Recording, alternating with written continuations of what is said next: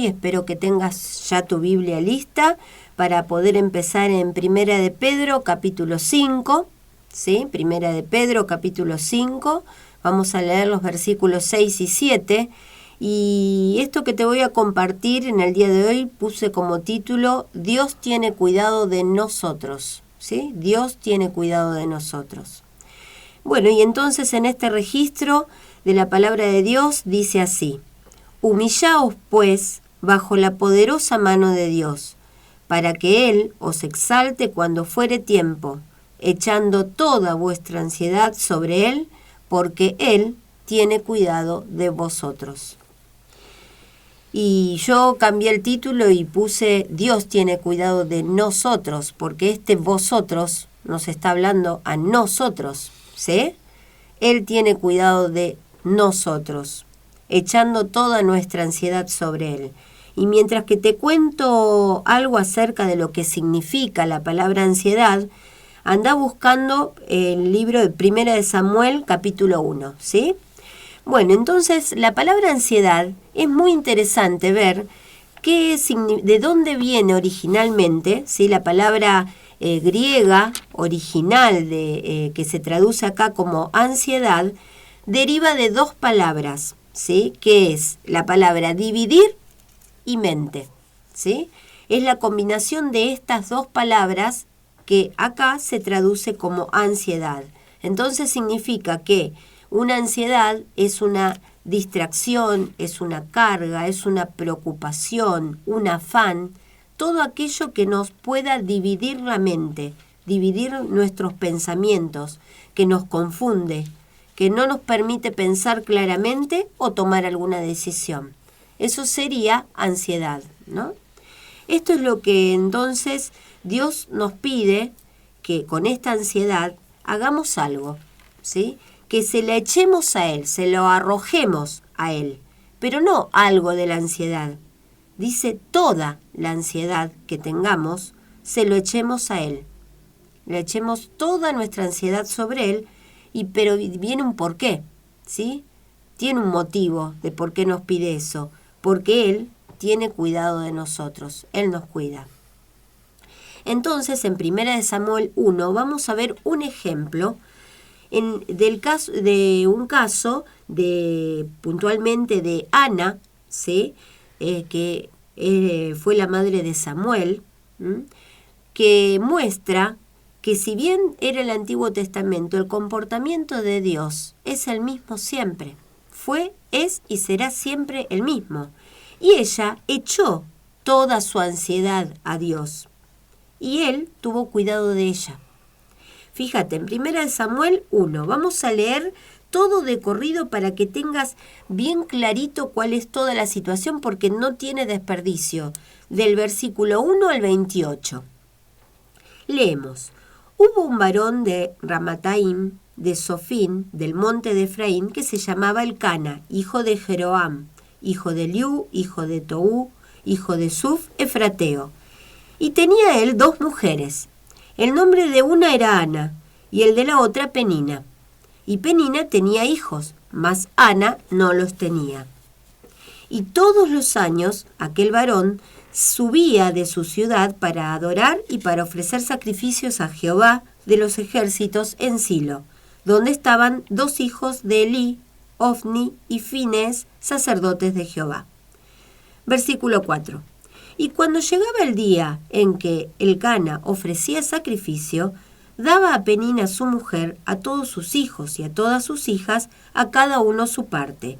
Pero a Ana daba una parte escogida, porque amaba a Ana, aunque Jehová no le había concedido tener hijos.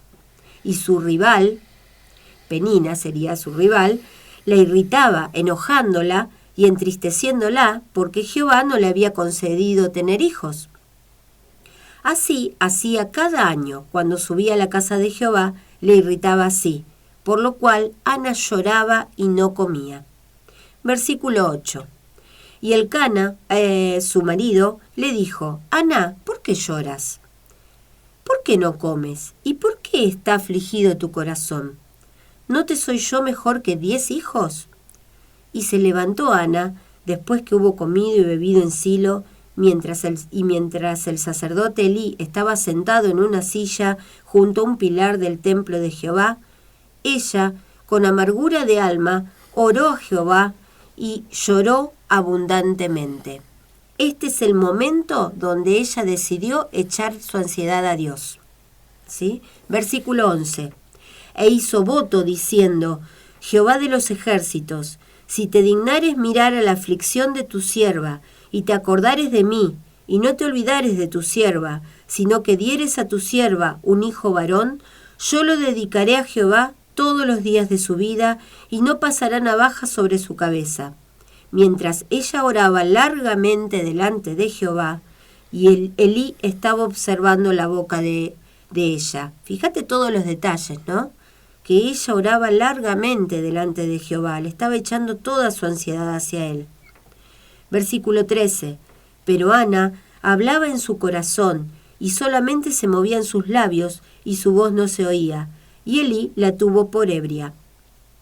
Entonces le dijo Elí: ¿Hasta cuándo estarás ebria? Digiere tu vino. Y Ana le respondió diciendo: No, señor mío, yo soy una mujer atribulada de espíritu. No he bebido vino ni sidra, sino que he derramado mi alma delante de Jehová. Esto es echar la ansiedad a Dios, ¿sí? Ha derramado su alma delante de Jehová, Ana. Versículo 16. No tengas a tu sierva por una mujer impía, porque por la magnitud de mis congojas y de mi aflicción he hablado hasta ahora. ¿Ves? Fíjate, Ana estaba con una tremenda perturbación, tenía su mente dividida, ¿sí? Porque habla ella misma que dice que estaba atribulada, ¿sí? Y que derramó su alma delante de Jehová, y que en otro momento, en otro versículo, en los primeros, dice que lloró largamente delante de Jehová. Estaba mal, ¿sí? Y bueno, con ese corazón, con esa aflicción, lo derramó y le expuso a Jehová cuál era su situación. Con la oración de Ana, que acabamos de leer, ¿sí? Esta oración tremenda que le hizo a Jehová, le echó toda la ansiedad, ¿sí? Sigamos leyendo en el versículo 17. Elí respondió y dijo: Ve en paz, y el Dios de Israel te otorgue la petición que le has hecho. Y ella dijo: Halle tu sierva gracia delante de tus ojos. Y se fue la mujer por su camino, y comió, y no estuvo más triste. ¿Sí? No estuvo más triste. Quiero ir por un segundito, dejá marcado acá porque tenemos que seguir leyendo este relato. Quiero que vayas, o si no, simplemente escuchá Filipenses 4, versículos 6 y 7.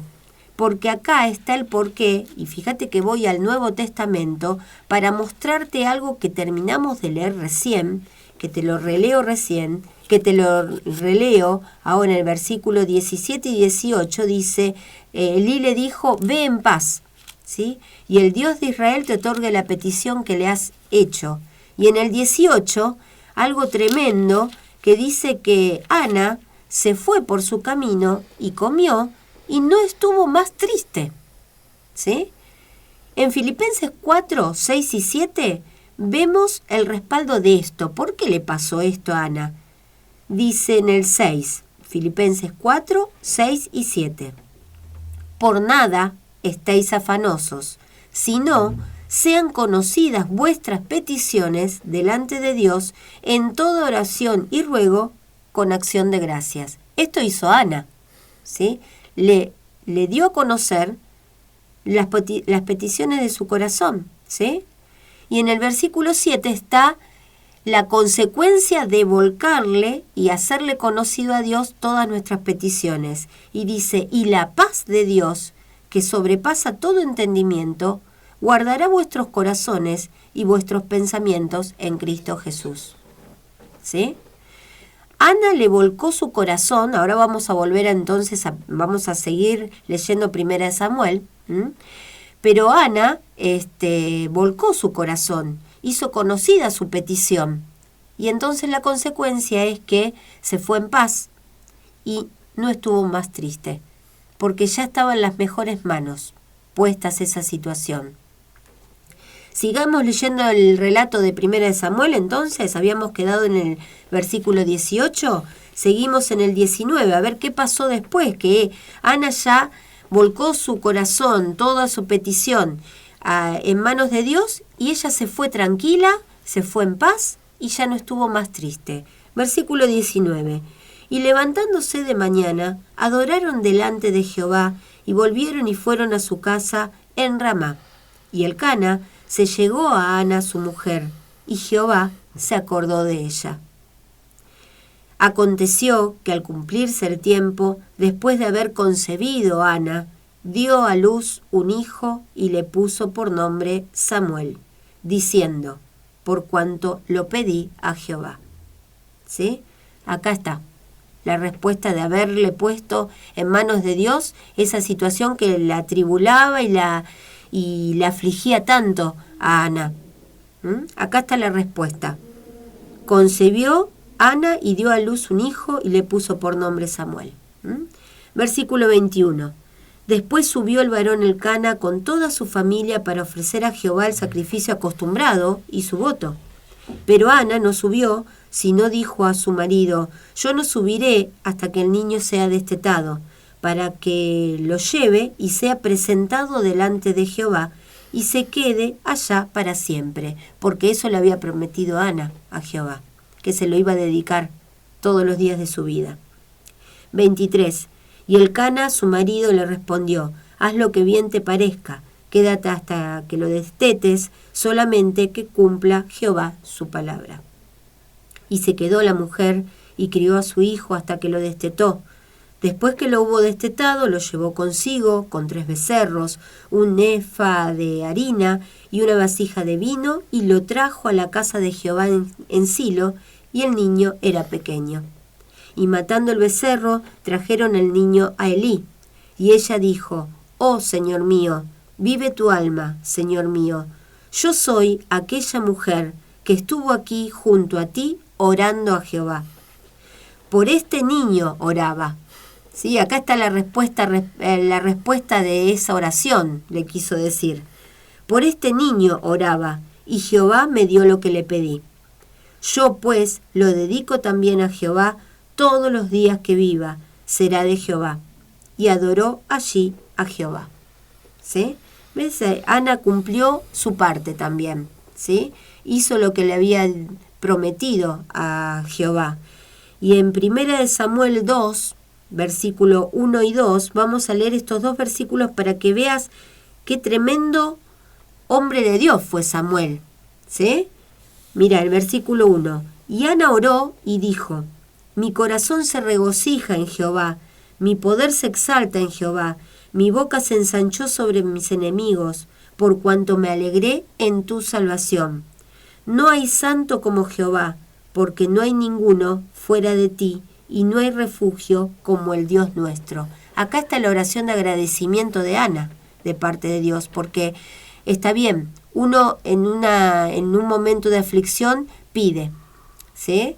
Le pide a Dios que lo saque de esa situación, lo pone en manos de Dios, Dios responde, pero después, como hijo de Dios que somos, tenemos que ser agradecidos, ¿sí?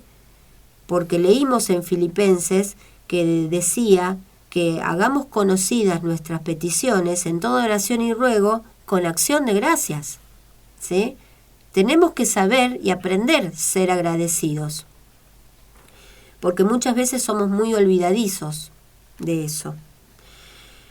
Acá lo que terminamos de leer en estos 2 versículos muestra el corazón agradecido al reconocer que solo Dios fue el protagonista y el autor de esa salvación, de esa respuesta.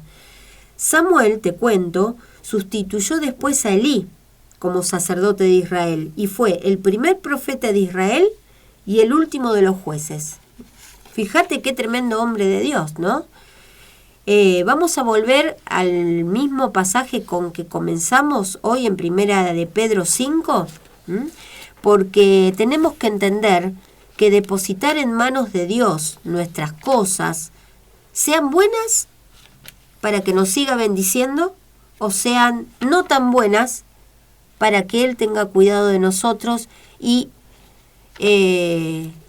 solucione esa situación y libere y arregle las cosas, ¿sí? Porque tener cuidado de nosotros va a ser para nuestro bien.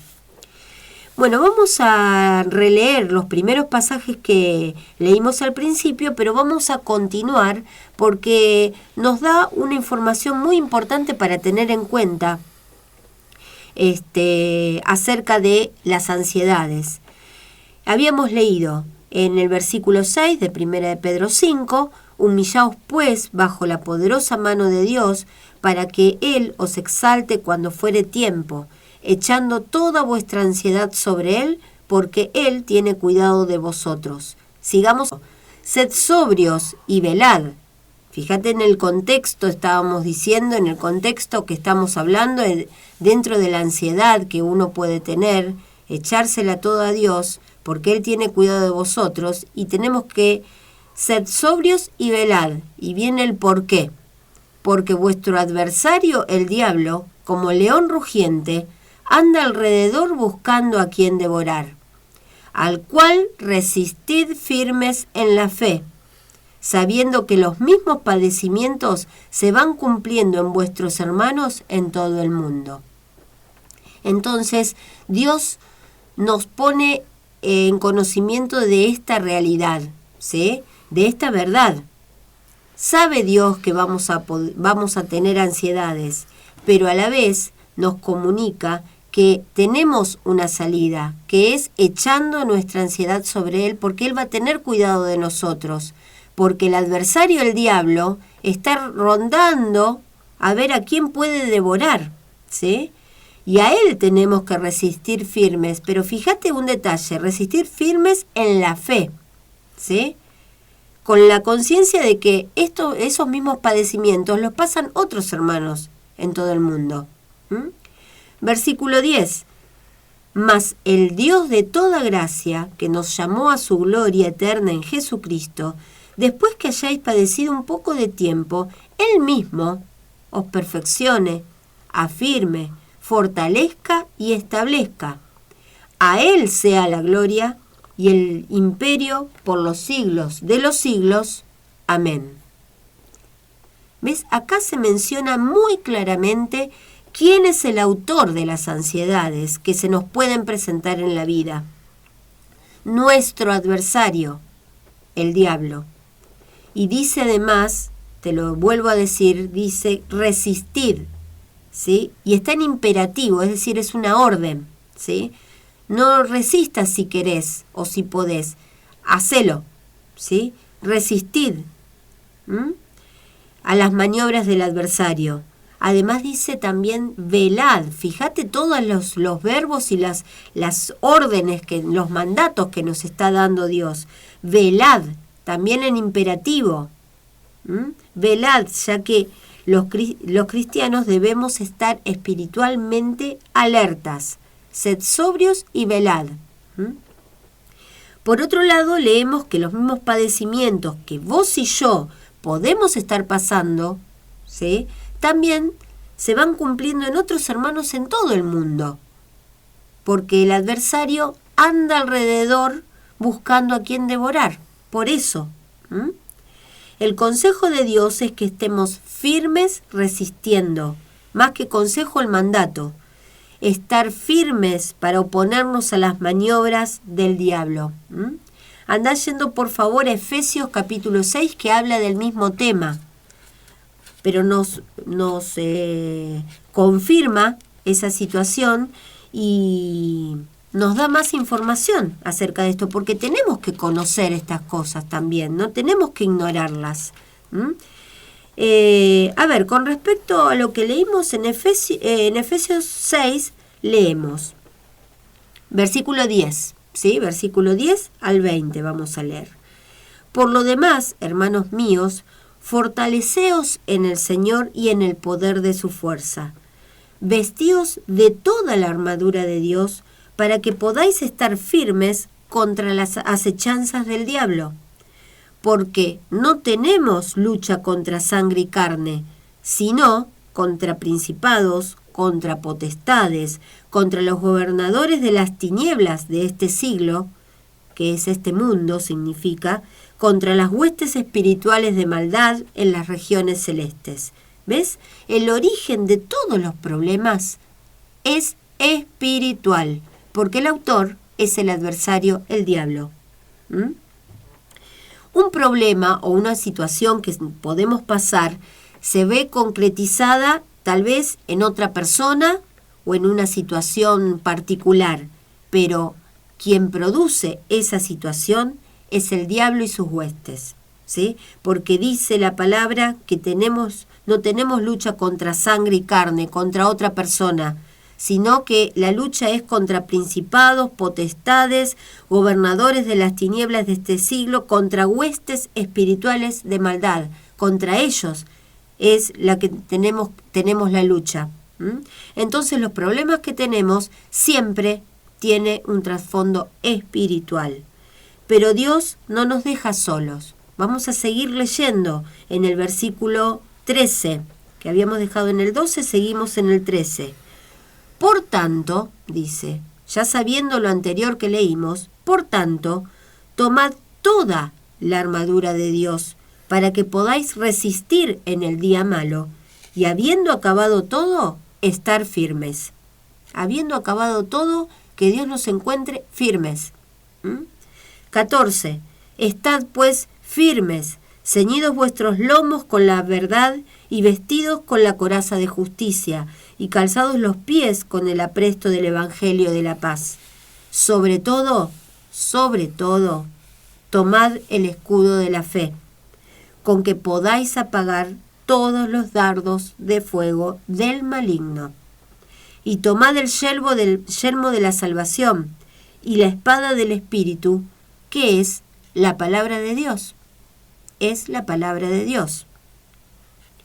¿Cómo? En el 18 lo dice, orando en todo tiempo, con toda oración y súplica en el Espíritu, y velando en ello con toda perseverancia y súplica por todos los santos, y por mí, a fin de que al abrir mi boca me sea dada palabra para dar a conocer con denuedo el misterio del Evangelio, por el cual soy embajador en cadenas, que con denuedo hable de él como debo hablar. Esto fue escrito por revelación de Dios por Pablo, ¿sí? Por causa de la agresiva hostilidad del diablo, muchas veces los cristianos debemos estar siempre tenemos que estar espiritualmente alertas y firmes, no solamente para resistir los ataques empleando la armadura de Dios que leímos acá, sino que librando una batalla espiritual contra estas huestes, ¿sí? ¿Cuál es nuestra herramienta? La oración, ¿sí? Echando toda nuestra ansiedad a Dios. Por medio de la oración, como leímos en el versículo 18, ¿sí? Porque decía, orando en todo tiempo, con toda oración y súplica en el Espíritu, y velando en ello con toda perseverancia y súplica por todos los santos. Orando.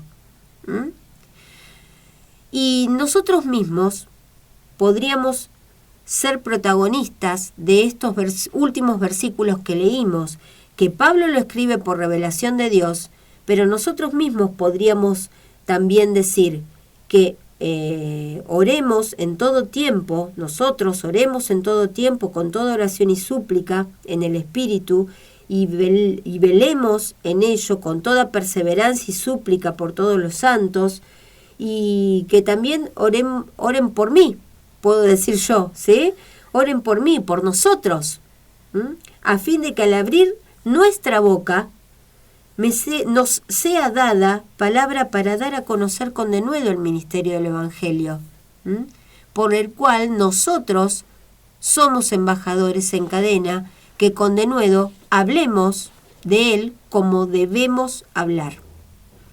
Y así entonces el cuidado de Dios por su gente fue, es y será por siempre.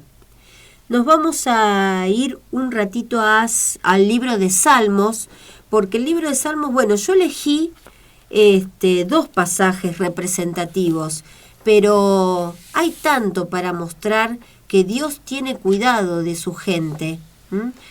Lo dice en el Nuevo Testamento. Lo vamos a leer en Salmos, Antiguo Testamento. Dios no cambia en ese sentido con el cuidado de su gente, ¿sí? En ningún sentido, Dios no cambia. Elegí leerles y compartirles Salmos 27, del versículo 1 al 3. 3 versículos tremendamente hermosos como para poder meditarlo en el corazón, y dice el salmista esto, por revelación de Dios. Jehová es mi luz y mi salvación. ¿De quién temeré? Jehová es la fortaleza de mi vida. ¿De quién he de atemorizarme? Cuando se juntaron contra mí los malignos, mis angustiadores y mis enemigos, para comer mis carnes, ellos tropezaron y cayeron. Aunque un ejército acampe contra mí, no temerá mi corazón. Aunque contra mí se levante guerra, yo estaré confiado. Eso es echarle toda nuestra ansiedad a Dios, ¿sí? Y estar confiado en que Dios tiene cuidado de nosotros. Ahora vamos a leer el Salmo 9. Quiero que leas y releas este versículo porque es de gran bendición en los momentos de angustia, en los momentos de tribulación o problemas y en los momentos de paz también. Dice en el versículo 1 en adelante, vamos a leer: El que habita el abrigo del Altísimo morará bajo la sombra del Omnipotente. Diré yo a Jehová, esperanza mía y castillo mío, mi Dios, en quien confiaré. Él te librará del lazo del cazador, de la peste destructora. Con sus plumas te cubrirá, y debajo de sus alas estarás seguro. Escudo y adarga es su verdad. No temerás el terror nocturno, ni saeta que vuele de día, ni pestilencia que ande en oscuridad, ni mortandad que en medio de día destruya. Caerán a tu lado 1000 y 10.000 a tu diestra, mas a ti no llegará. Ciertamente con tus ojos mirarás y verás la recompensa de los impíos, porque has puesto a Jehová, que es mi esperanza, al Altísimo por tu habitación. No te sobrevendrá mal, ni plaga tocará tu morada, pues sus ángeles mandará acerca de ti, que te guarden en todos tus caminos. En las manos te llevarán, para que tu pie no tropiece en piedra. Sobre el león y el áspid pisarás, hollarás al cachorro del león y al dragón. Por cuanto en mí ha puesto su amor, yo también lo libraré.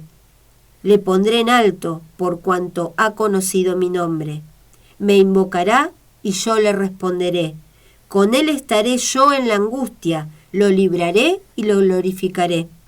Lo saciaré de larga vida y le mostraré, ¿qué cosa? Mi salvación. Y para terminar, no tengo nada que decir, ¿sí? Después volvélo a leer. Esto es el Dios que nos cuida, ¿sí? Él tiene cuidado de nosotros y lo leemos en Salmos 91. En Romanos 8, para terminar, también Nuevo Testamento, ¿sí? Nuestra administración de la gracia, Dios sigue pensando lo mismo. Romanos 8, del 31 al 39, leemos lo siguiente en la palabra de Dios, 31. Empieza con una pregunta, que no es necesario ni que la respondamos, solamente la pensamos. Dice, ¿qué pues diremos a esto? Si Dios es por nosotros, ¿quién contra nosotros? Si Dios es por nosotros, ¿quién contra nosotros? El que no escatimó ni a su propio Hijo, sino que lo entregó por todos nosotros, ¿cómo no nos dará también con Él todas las cosas? ¿Quién acusará a los escogidos de Dios? ¿Quién es el que justifica? ¿Quién es el que condenará? Cristo es el que murió, más aún el que también resucitó, el que además está a la diestra de Dios, el que también intercede por nosotros. ¿Quién nos separará del amor de Cristo? ¿Tribulación? ¿O angustia? ¿O persecución? ¿O hambre?